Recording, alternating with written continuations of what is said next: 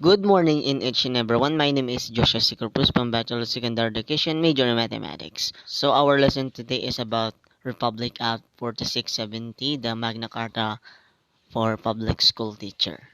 So what is Magna Carta for Public School Teachers? The Magna Carta for Public School Teachers, otherwise known as the Republic Act number 4670, was envisioned to provide the programs for the promotion and improvement of the well-being and economic status of public school teachers. So the purpose of the Magna Carta Act is to improve the social and economic status of public school teachers in basic education, their living and working conditions, employment and career prospects.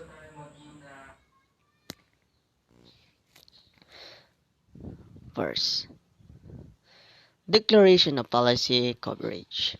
Section 1. Declaration of Policy. It is hereby declared to be the policy of this Act to promote the improve the social and economic status of public school teachers, their living and working condition, their terms of employment and career prospect in order that they may compare favorably with existing opportunities in other walks of life, attract and retain in the teaching profession more people with the proper qualification, it being recognized that advance in education depends on the qualification and ability of teaching staff, and that education is an essential factor in the economic growth of nation as productive investment of vital importance. Section 2. Title of Definition. This act shall be known as the Magna Carta Act for Public School Teachers, and shall apply to all public school teachers except those in the professional staff of state colleges and universities. So, as used in this act, in the term teacher, shall mean all the person engaged in the classroom teaching, in any level of instruction, in full-time basis, including the guidance, counselors, school librarians, industrial arts, or vocational instructor, and all other persons performing supervisory and or administrative function in the all school, colleges, and universities, operated by government or its political subdivision, but shall not include school nurses, school physician, school dentist, and other school employees. Number 2. Section 3. Recruitment and Qualification. Recruitment policy with respect to the selection of appointment of teachers shall be clearly defined by the Department of Education. Provide, however, the effective upon the approval of this act, the following shall be constitute the minimum educational qualification for teacher applicants. A. For teacher in kindergarten in elementary grades, bachelor's degree in elementary education in BSED. B. For the teacher of secondary schools, bachelor degree in education or its equivalent with major in minor, or a bachelor's degree in arts or science with at least at least 18 professional in units in education. C. For teachers of secondary vocational and 2 years technical courses, bachelor's degree in the field specialization with the list of 18 professional units in education. D. For the teachers of courses on the collegiate level, other than vocational master's degree with a specific area of specialization. Section 4. Probationary period. When a recruitment takes place after adequate training and professional preparation in any school recognized by the government, no probationary period preceding regular appointment shall be imposed if the teacher possess the appropriate civil service eligibility.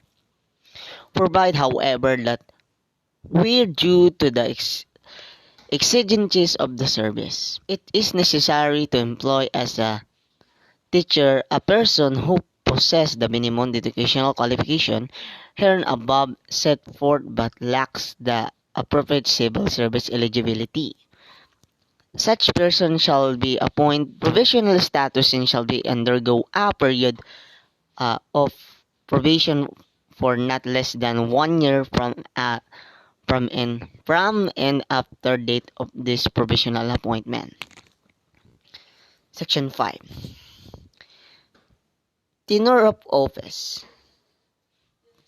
Stability on employment and secure of tenure shall be assured the teachers as provided under existing laws. So, subject to the provision of Section 3 hereof teaching appointment, on a professional status for lack of necessary civil service eligibility shall be extended permanent appointment for the position he is holding after having rendered at least 10 years of continuous efficient and faithful service in such position.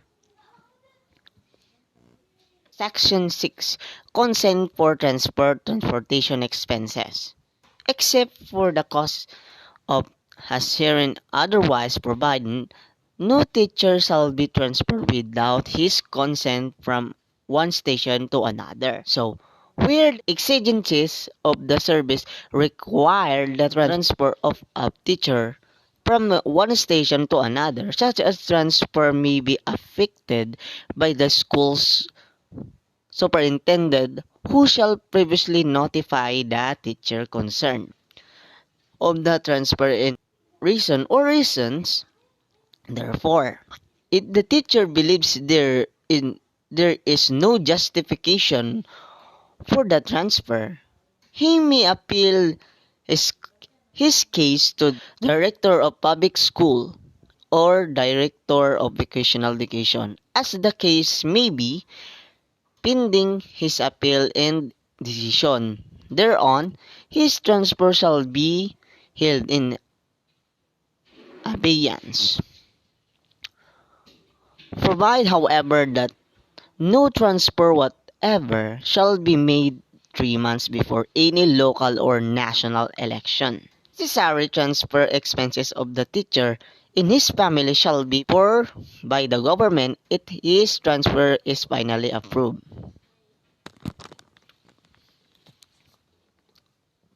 Section 7. Code of Professional Conduct for Teachers.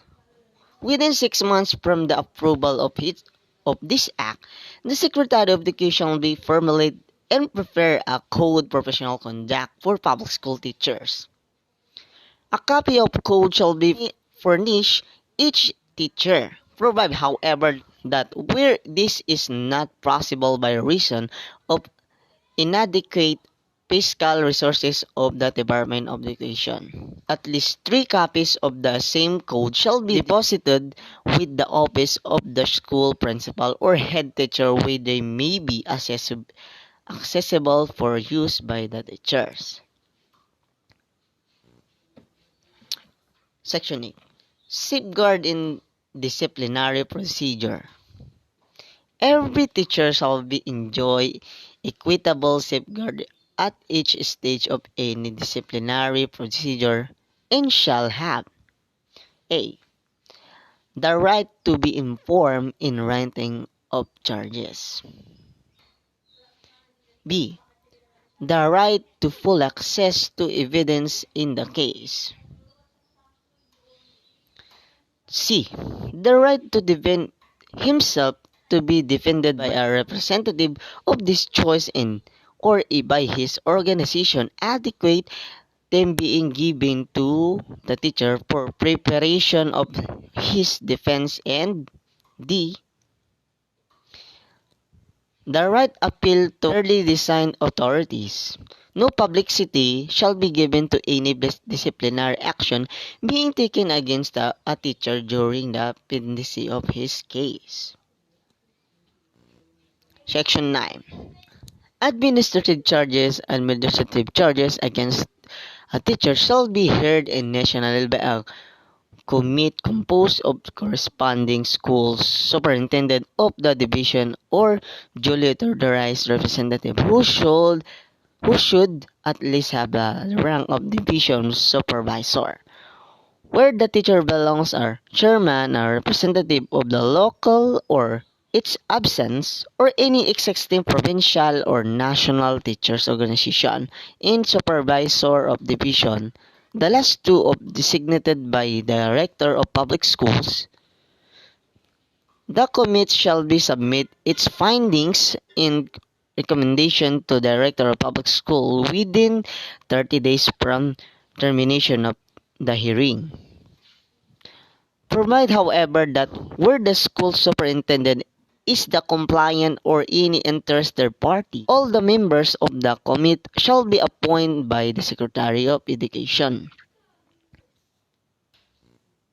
Section 10. Discrimination. There shall be no discrimination ever in entrance to the teaching profession or during its exercise or in termination of service based on the professional consideration. Section 11. Married teachers. Whenever possible, the proper authority shall be take all steps to enable married couples, both of whom are public school teachers, to be employed in the same locality. Section 12. The academic freedom.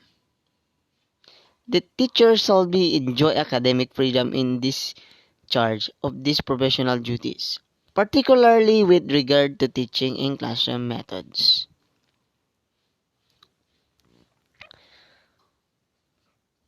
3.